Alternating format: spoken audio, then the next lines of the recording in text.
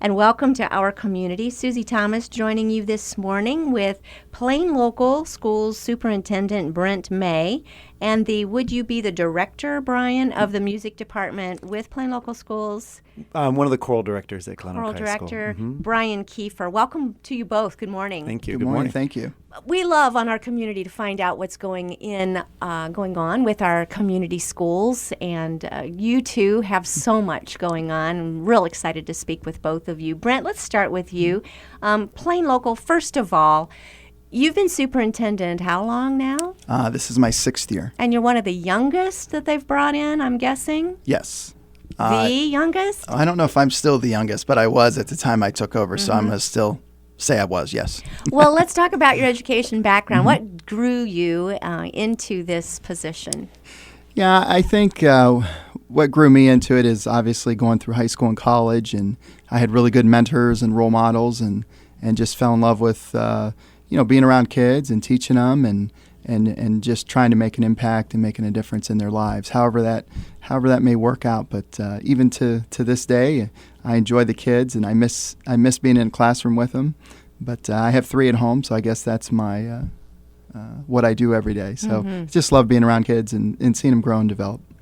You can tell you have such a heart for working with students. And what is most fulfilling for you in this position? I think as superintendent, it's fun to see the kids, obviously all of them, but especially the seniors, as you talk to them throughout the year, and then at the end of the year in May, you get to shake their hands and see them walk across the stage, and the smile on their face, and knowing that hopefully you had some small impact on them being successful, whether decisions you made or knowing them personally, as I do many of them. Just seeing them be happy and knowing that their next step's going to be good and they're prepared. So good. Now let's talk about you in the classroom. What did you teach, and what were those years like? I taught 4th grade, and I taught at Pleasant View School for the Arts, and I taught social studies and language arts, and just had a ball, and 9 and 10-year-olds every day, and it was just a lot of fun, and enjoyed it. And I did some coaching while I was teaching, but my main love was in the classroom, teaching kids and watching them grow. And as a father, how do you appreciate what Plain Local does for your own family? Yeah, it's an interesting perspective, because as their dad, I can see every day what the teachers do, and just so thankful of our teaching staff, how they ensure that every child is getting what they need, and the calls and the emails, and they're always communicating, and that's not just with me, that's with every child. But the growth I've seen in my 3 children, their confidence, and obviously their learning of the different skills has been amazing as a father, which is my most important job. So cool. Brian Kiefer, Hello. one of the choral directors with Plain Local. Tell us a little bit about your journey into this life. Well, as a musician, I grew up making music and was really involved in all my high school, activities and performances, and had an amazing experience growing up, and chose music a long time ago, and continued, pursuing that at the college level, and decided to go into teaching because I love working with young people and love watching them grow through music making and all the things that they discover about themselves, the things they're able to accomplish. I think what you're asked to do is very difficult with something that is going to be some people's gift area and some people's not gift area. And so when you're working with what age groups, for example? I'm high school. I have 9 through 12, students 9 through 12. I also teach a 7th grade choir. Work over at Oakwood. Okay, well, let's go to those 7th graders. Now, not every single person is going to love music class. How do you engage them? My boss is sitting right next to me. I have to be, well, you know what? I believe that if we can make the students feel successful, if they feel that bit of success, and that they know that they're working toward excellence, that's going to motivate them. And we find all the small things along the way to help to encourage them each day, and find those little small victories we just see them continue to improve. And, at that middle school level, it's so much about allowing them to enjoy what they're doing, and when they have success, to enjoy that success. And then you get to see them later on in high school Right, when they're really right. pursuing it. And what's so great about what I get to do, I get the chance to work with the students for 4 years, a lot of them, and to watch them start us off as a freshman all the way through their senior year, and then get to shake hands with Mr. May here at commencement. That's really rewarding to see them, from the beginning of their journey all the way through to when they graduate. How long have you been there, Brian? This is my 26th year. So you have seen some folks leave Glen Oak and really become professional musicians. I'm thinking Laurel Weir in the opera scene. Talk about that experience working with someone like that. Well, specifically Laurel was an amazing young gal to work with. I mean, as a person, just a beautiful person, and to see her grow and to continue through music, man, that's really rewarding for me as an educator. And we've had a lot of other students do that as well. Amanda Klutz is one who she graduated in 2000, and she's in New York, living this great dream, of a Broadway performer.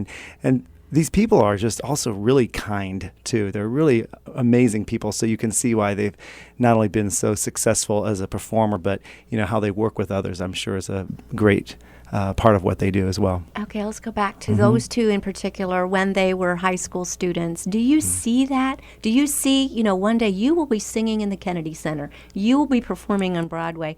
Can you tell that that's in them at that point? With those two, absolutely. Yeah, and I'm sure very early on we had conversations about that.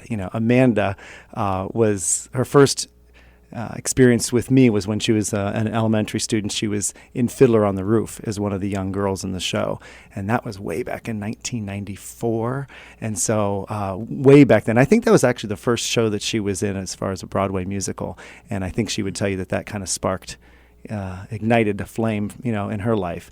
And so, yeah, we saw very early on, you could tell with those two particulars. They had the bug. Yeah, they had that bug big time. So cool. Brent, you have so many wonderful programs going on with Plain Local Schools. Let's talk about some of them. Yeah, thank you. I guess to comment a little bit with Brian, we're lucky to have Brian and his department and the arts in Plain, but specifically Brian, because that's who's here. They're amazing. And what they do and the shows that they put on. And so just very thankful that Thank you. Get a chance to talk with you today a little bit. As far as Plain Local, we have a lot of things going on right now. We're heavy into STEM programming from grades 5 through 12. Looks a little different in the high school. They kind of branch off into different career paths, as we like to talk about at our school. But the STEM programming's very, very important. It's not necessarily because it's called STEM. It's just a way of learning. It's a philosophy of learning that our district has embraced, our teaching staff has embraced. Now, some people might not know what STEM is. Let's just remind them. Yep, science, technology, engineering, and math. And then what makes it different as far as how you are teaching it? It's very much based on projects, project-based learning, where the kids are given a problem or an issue, let's say in the community or in the world, and they have to go out in small groups and solve that and then come back and present. And it's different because those are the things that they're going to have to do in the real world for them to be successful. So a lot of presentation, a lot of working together, critical thinking, and we think that's really important for our kids. And just this year, we're starting down the road to be an international baccalaureate high school.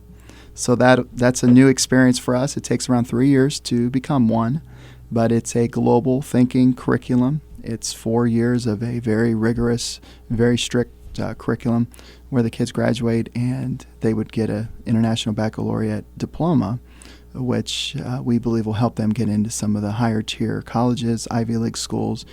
Also a way for them to get a lot of scholarship dollars to go to college. That is just phenomenal. Now, can anybody go to Glen Oak? Is this one of the schools that people can switch out? They might live in another district and pay tuition to go attend. How does that work? No, we're not an open enrollment. Okay. But what we That's do the have, word I was searching for. Right. We do work with. We have a compact, which basically we share kids with North Canton, Jackson, and Lake. So our kids can go there, their kids can come to Glen Oak, so we can offer as many programs to those kids as we can. Is that because Plain is drawn so funny? Plain Township is just, you might really live in North Canton. Yeah. However, you don't because you're in Plain Township, because you live across the street Yeah. on Market Avenue. Some things are funny. Yeah, our district is very big, right, Brian? It is. Mhm. Huge. And very diverse. So I think this affords the opportunity for kids who may live right next door but not go to Glen Oak to have the advantages of some of our programming. That's wonderful. Because you are a large and diverse county and a school district, lots of different diverse families. Some may be lesser advantaged than others. And how do you make sure that every child who comes into school in the morning is fed and ready to learn? Yeah, that's a great question. And in Stark County as a whole, I think it's 1 out of 4 kids right now are going hungry. So what we do is we have a breakfast program obviously at every school, so kids can eat breakfast. And actually this year it's changed a little bit to high school. They can even eat breakfast almost all the way up till lunch. So if they're in a study hall, we can get them lunch or we can get them breakfast so that they're not going to class hungry. But in all of our schools, we have a backpack program where basically we've identified kids and we make sure that they have food for the weekend. So kids will come down and it's done in a way that they're not singled out, but they take food home and for them and their family for the entire weekend. That's wonderful. It's another way that you're just caring for every student. You've also done an awful lot of work as far as combating drug problems and so forth. What have you got there? Yeah, we have in each one of our buildings, we have school community liaisons. That's what we call them. Basically, it's a connection from school to home. We also have child and adolescent counselors, clinical counselors in our buildings, and we've also done some outreach with our community on heroin. And we know that that's the drug right now in Stark County that seems is killing a lot of people. So we have to make our parents aware of the signs, and heroin's the easiest drug to purchase right now. It's the cheapest drug to purchase. So when you're talking kids and money and what they could get, and what we're told, and we're working a lot with Judge Frank Frashoni, is basically there's so much bad heroin that many people are getting one dose, and then at times that is killing them. So we got to keep that out of our kids' hands. Yeah. Let's get back to the academics a second. Common Core. How are you handling the popularity of Common Core? Would you like me to comment? Boy, I don't know. He might do better than I will, actually. Do you get it? Do you understand it? How's this going? It's very confusing. I think the part of it that is not confusing is they are standards. We're always going to have standards. So we have the Common Core standards. They're probably a little more rigorous. Okay, that's great. But what is confusing everybody is all the testing that's coming with it. So the testing from the state of Ohio. So it's really not about the standards because you have to have something to benchmark yourself to. So that's okay. But it's all the testing that comes with it. We moved from park testing. Now we're to this air testing that they're calling it. So they're testing us on the standards. But my belief is, and probably Brian too, is we're testing kids way too much. And our belief is, and in Plain Local, that the arts are just as important as the academics. And our kids can become well-rounded. They can learn different things. It doesn't always have to be in a pencil and paper. So I think we're a little bit left of center on all the testing we're doing for kids. But that's the game right now, and we try to balance it as best we can. Yeah, some teachers complain they feel that they're having to teach to the test. Is there still room for creativity in the classroom? Yeah, I believe that there is through the STEM, the IB, obviously the arts programming that Brian, is in charge of. I think there is. Awesome. Brian, your remarks on it? You're right. It's a reality that we're living with right now. And I'm sure it is frustrating for teachers in those type of classes. And but man, I'm so proud of our staff. I look around at what other teachers are doing, and I have, I have a daughter that graduated from Glen Oak a couple years ago, and I have a sophomore there now, and what she reports is really exciting, to see how they're able to, still continue being creative as a teacher, as an educator, because it allows that teacher's own personality to come through and really helps to get the curriculum solid in that student's mind. That's great to hear. We're speaking with Brent May, Superintendent of Plain Local Schools, and Brian Kiefer, who is involved with choral directing there. And we're going to take a break here. In the meantime, you are listening to Our Community. Stay with us.